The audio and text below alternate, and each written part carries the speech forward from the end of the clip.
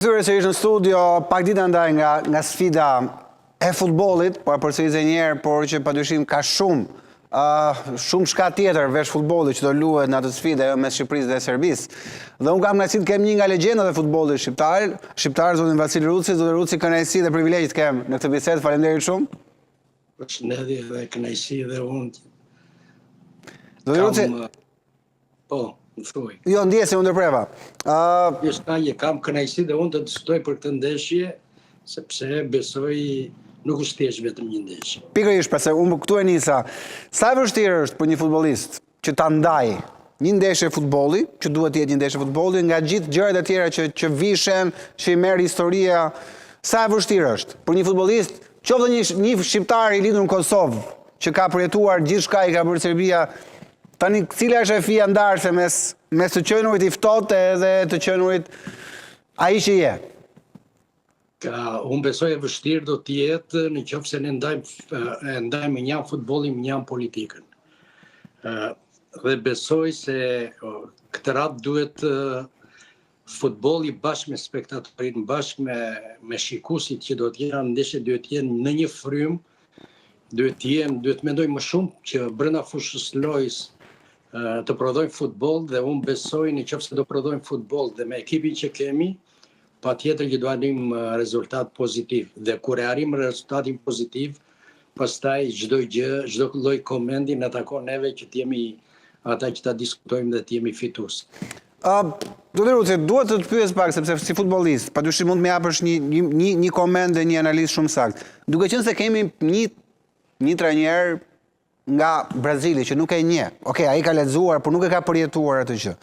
A i ndihmon kjo lojtarët që le të themi qenia e tij, a jep më shumë mundësi që ai t'i largojë lojtarët nga politika dhe t'i fokusojë vetëm futboll, sepse po t'ishte ndoshta një trajner shqiptar ose ballkanas, ose nuk e di, mund ta kishte edhe ai atë vrullin e gjës dhe mund t'i jepte më shumë karikim për të përzierë edhe politikën dhe gjithë historitë e tjera. Pra sa ndihmon të qenurin Silvinjos brazilian në këtë sfidë? Unë mendoj kështu, në këtë radhë Silvinjo nuk duhet mendoj për karikën e tij. Këtë radhë Silvinjo ka një ndeshje që brenda ka një histori, patjetër ka dhe futbollin brenda.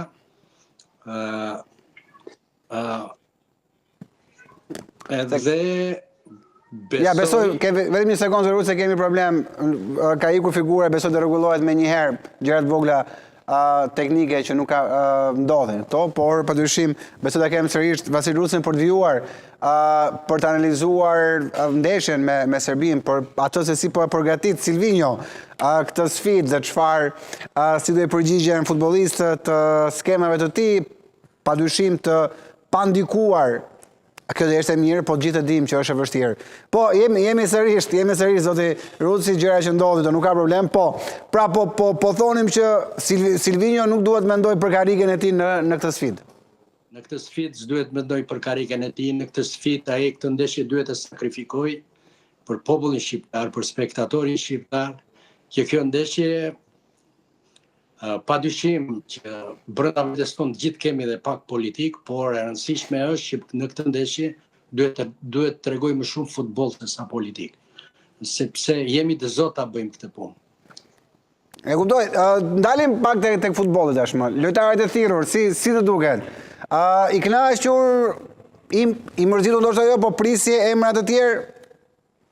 Jo, mua më pëlqen një gjë që këtë radhë janë të gjithë lojtarët që pretendojnë që të jenë në formacion dhe janë më kryesorë dhe s'ka mungesa. Dhe kjo më bën optimist që ndeshja të dalë me rezultat pozitiv. Se shpeshherë në disa ndeshje kaq të rëndësishme na ka munguar dhe lojtar kryesor dhe të denj. Por rezultat po tani duke marrë parasysh edhe nivelin e Serbisë, që disa gjëra duhet t'i pranojmë, do kem sërish besoj. Okej, ndërkohë besoj do kem sërish zotin Ruci, ka disa shkputje vogla, por ndjekim, jemi sërish, okej, jemi sërish. Padyshim tashmë duhet e njohim disa merite Serbisë. Rezultat pozitiv padyshim është fitoria, as diskutohet. Por nëse arrim një barazim, zotin Ruci, kundër kësaj Serbie që ka nivel futbollistësh, ndoshta edhe më të mirë se disa lojtarë tanë. Jo, më të mirë nuk i ka, nuk e besoj. Rëndësishme është, nuk e besoj që janë më të mirë. Kjo fitore na duhet për shumë gjëra, nuk na duhet thjesht vetëm të fitojmë kundër Serbisë. Na duhet një fitore e cila na hap rrugën për vazhdimsinë e këtij ekipi kombëtar. Dhe ky ekip kombëtar i ka mundësitë që të vazhdojë më tutje dhe të pretendojë edhe për vendin e dytë.